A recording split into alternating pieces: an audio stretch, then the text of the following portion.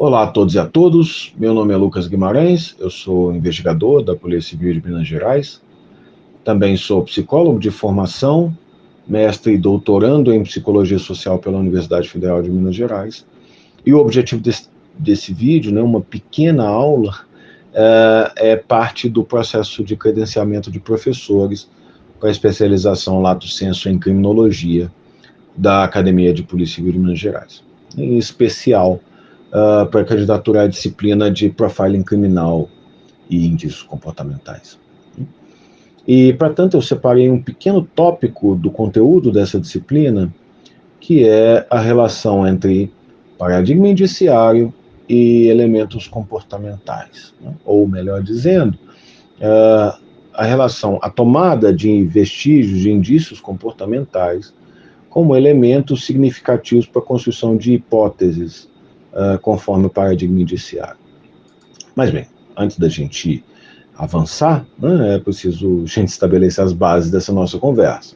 Então, há um texto base do qual estou partindo, né, que é o famosíssimo ensaio Sinais, Raízes de um Paradigma Indiciário, escrito pelo historiador contemporâneo Carlo Ginzburg, né, ele é italiano, publicado originalmente na Itália em 1986 e aqui no Brasil em 1989, e reeditado continuamente desde então.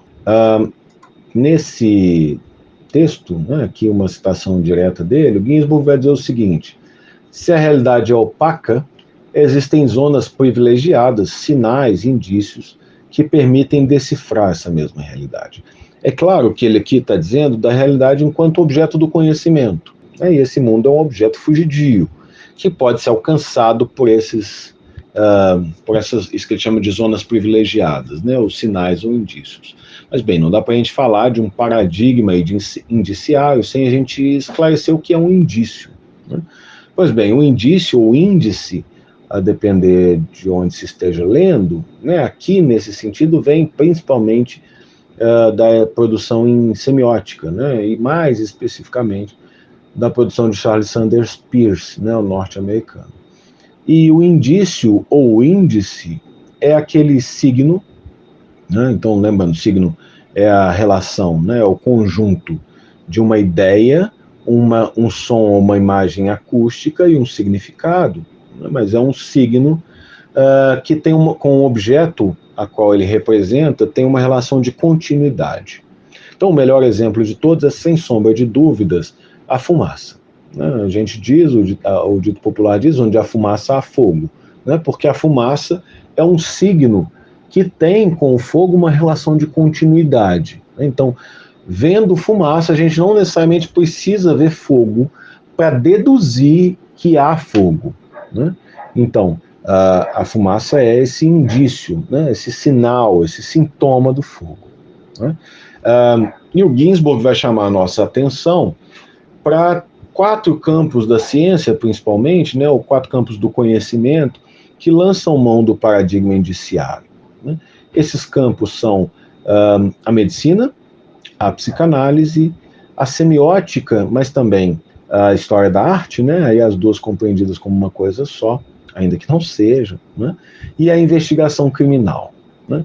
E para demonstrar cada um desses, ele vai citar algumas figuras, né? Então, o Giovanni Morelli, que era um médico historiador de arte do século XIX, o personagem Sherlock Holmes, né, criado pelo médico Sir Arthur Conan Doyle, né, também no século XIX, e a psicanálise, logo, claro, ele vai citar Sigmund Freud, né, seu criador desse campo de investigação na segunda metade do século XIX. Também lembrando que Freud era médico de origem, né? Era um fisiólogo, um fisiologista.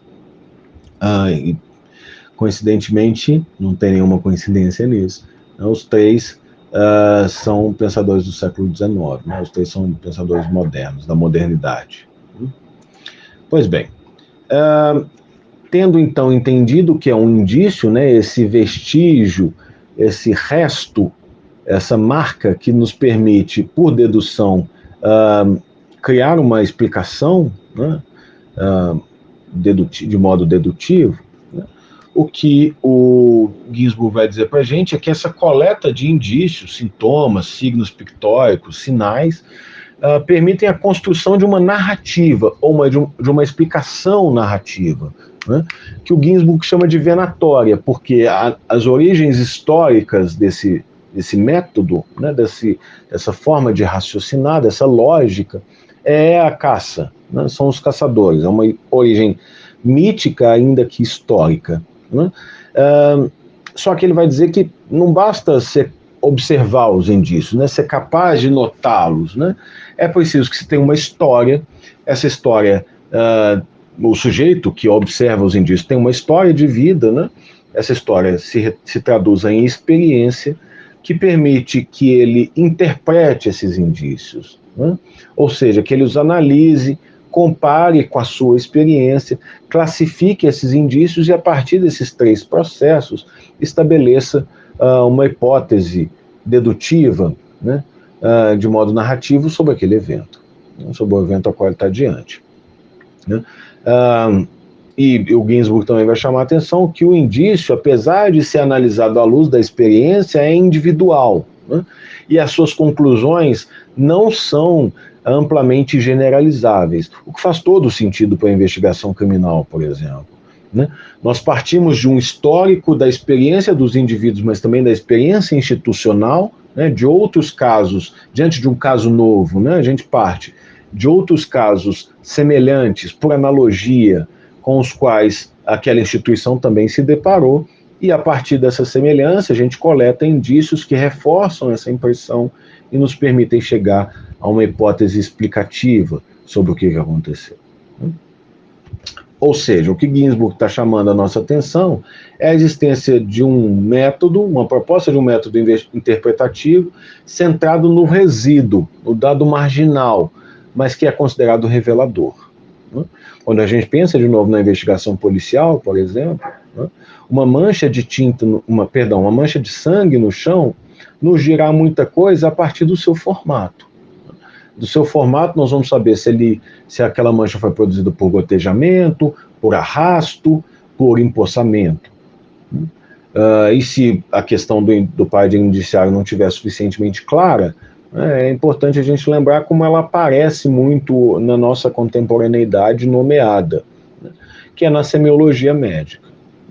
O médico, diante de um paciente, ele coleta indícios, que na medicina são chamados de sintomas, né, ele coleta esses indícios e, do conjunto desses indícios, ele cria uma hipótese por dedução, né, de qual é o quadro que está acometendo aquele paciente. Né? E, como eu citava anteriormente, né, Ginsburg vai dizer que esse método de raciocínio surge na caça, né? Quando os homens pré-históricos, né, os homens caçadores, coletores, analisavam, por exemplo, pegadas deixadas no chão para pensar quantos animais passaram por ali, qual o seu tamanho, qual a sua velocidade, por exemplo. Né? Mas também nos adivinhos, né, nos profetas, nos oráculos, nos pitons, nas pitonisas, né, que vão ler indícios supostamente do metafísico, né, então indícios da transcendência, seja a mancha na borra de café, os vapores que subiam no oráculo de Delfos, ou os búzios conforme abertos ou fechados, ou a noz de cola, como está nessa imagem, né, do tabuleiro de Ifá, e a partir desses indícios, esses sujeitos vão dar uma explicação, né, uma explicação, vão deduzir uma explicação, não é que no caso da explicação não é uma explicação, né, porque a explicação é sempre a posteriori, mas de uma revelação, né, de um futuro ainda desconhecido. Né? E nós fazemos isso o tempo inteiro. Né? Diante dessa cicatriz, que é ela própria um vestígio, nós pensamos uma explicação. Né? Essa é uma cicatriz de queimadura, nós temos experiência suficiente para afirmar isso. Um outro comportamento deixará um outro vestígio. Né? Então, aqui nós temos uma mão esquerda suja de grafite. Né? Esse vestígio, a sujeira de grafite na região aqui hipotenária e na base do dedo mínimo, é um vestígio, como eu disse, é um indício que nos aponta para uma hipótese. Qual é a hipótese explicativa? Né? O que se pode deduzir dessa imagem? Que essa pessoa é canhota. Né? Porque os canhotos, ao escrever, passam a mão por cima do escrito. né? E ao passar a mão por cima do escrito, sujam essa região da mão com a tinta da caneta, com o grafite do lápis, enfim. Né? Então, dessa relação do comportamento que gera sempre indícios, né?